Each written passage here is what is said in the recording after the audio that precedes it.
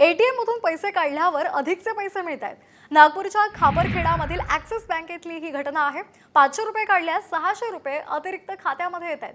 आतापर्यंत 3 लाखांहून अधिक पैसे एटीएम मधून बाहेर आलेले आहेत। तर ही महत्त्वाची बातमी आपण पाहतोय। एटीएम मधून पैसे काढल्यावर अधिक पैसे मिळतात। नागपूरच्या खापरखेडा मधल्या ॲक्सिस बँकेतल्या एटीएम मधला हा प्रकार आहे। तो जब एटीएम मशीन में वो ट्रे में पैसे रख के लोड किए जाते हैं तो वहीं पे गलती हो जाती है। 100 के रुपए के ट्रे की जगह 500 का ट्रे चला जाता है।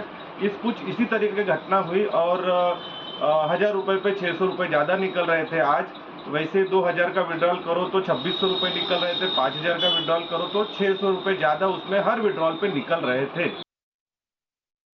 तर या संदर्भात अधिक माहिती घेऊयात आमचे प्रतिनिधी पराग ढोबळे यांच्याकडून। पराग, नेमका काय प्रकार आहे? 500 रुपये काढले तर 600 रुपये अतिरिक्त खात्यामध्ये येत आहेत, काय नेमका प्रकार आहे? नक्कीच एटीएम विड्रॉल मशीन मध्ये हा सगळा घोळ झाला होता। त्यानंतर हा खापरखेड्यामध्ये ही बातमी जशी वाऱ्यासारखी पसरली तशी लोकांची एटीएम मधून विड्रॉल करताना जे आहे गर्दी होती।